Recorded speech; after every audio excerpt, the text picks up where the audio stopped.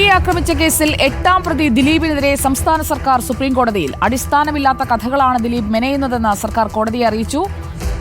Pulsar സുനിയുടെ ജാമ്യാപേക്ഷയെ എതിർത്ത സത്യവാങ്മൂലത്തിലാണ് സർക്കാർ നിലപാട്. ദിലീപ് വിചാരണയ്ക്ക് കോടതിയിലെത്താതെ മാറി നിൽക്കുകയാണെന്നും ദിലീപിന്റെ അഭിഭാഷകൻ വിസ്താരം നീട്ടുകയാണെന്നും സർക്കാർ വ്യക്തമാക്കി.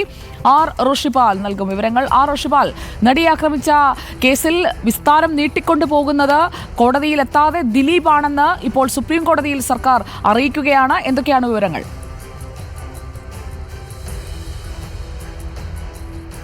സുജയ, നടിയാക്രമിച്ച കേസ് വിചാരണ അന്തിമഘട്ടത്തിൽ എത്തി നിൽക്കുമ്പോഴാണ് ഈ കേസിലെ പ്രധാന പ്രതിയും കൃത്യം നിർവഹിച്ച പൾസർ സുനിയുടെ ജാമ്യാപേക്ഷയിൽ സുപ്രീം കോടതിയിൽ സംസ്ഥാന സർക്കാർ സത്യവാങ്മൂലം നൽകിയത്. ആ സത്യവാങ്മൂലത്തിൽ കേസിലെ 8ാം പ്രതി ഗൂഢാലോചനയുടെ നേതൃത്വം നൽകിയ നടൻ ദിലീപിനെതിരെയുള്ള രൂക്ഷമായ ആരോപണങ്ങളും ആക്ഷേപങ്ങളുമാണ് സർക്കാർ ഉന്നയിക്കുന്നത്. കാരണം ഈ കേസ് വിചാരണ ഇത്രയും നീണ്ടുപോകുന്നതിൻ്റെ പൂർണ്ണ ഉത്തരവാദിത്വം ദിലീപിനാണ്.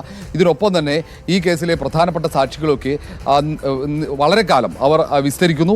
ആ ക്രോസ് വിസ്താരം തന്നെ വളരെ നീണ്ടുപോകുന്നു. അന്വേഷണ സംഘത്തലവനെ 109 ദിവസം വിസ്തരിച്ചു.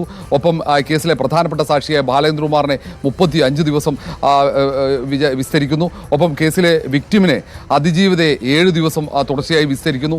ഇങ്ങനെ ഫോറൻസിക് ഉദ്യോഗസ്ഥരെ പോലും ദിവസങ്ങളോളം തുടർച്ചയായി വിസ്തരിക്കുന്നു. 20 ദിവസത്തോളമാണ് ഫോറൻസിക് ഉദ്യോഗസ്ഥരെ വിസ്തരിച്ചത്. ഇങ്ങനെയുള്ള പ്രധാനപ്പെട്ട പരാതികളാണ് സുപ്രീം കോടതിയിൽ സമർപ്പിച്ച സത്യവാങ്മൂലത്തിലുള്ളത്. അതിനൊപ്പമാണ് കേസിലെ വിചാരണ ഘട്ടത്തിൽ ഒരു വട്ടം പോലും ഹാജരാകാൻ ഈ കേസിലെ പ്രധാന പ്രതിയായി ദിലീപ് തയ്യാറാകുന്നില്ല എന്ന പരാതി ഉള്ളത്. ഈ കേസിൽ ഏറ്റവും കൂടുതൽ തവണ അവധി അപേക്ഷ നൽകിയത് ദിലീപാണെന്നും ഈ പരാതിയുണ്ട്. ഈ കാര്യങ്ങളാണ് നാളെ സുപ്രീം കോടതി പരിഗണിക്കുന്ന കേസിൽ പൾസർ സുനിയുടെ ജാമ്യാപേക്ഷയിൽ സംസ്ഥാന സർക്കാർ സത്യവാങ്മൂലമായി നൽകിയിരിക്കുന്നത്. സുജയ,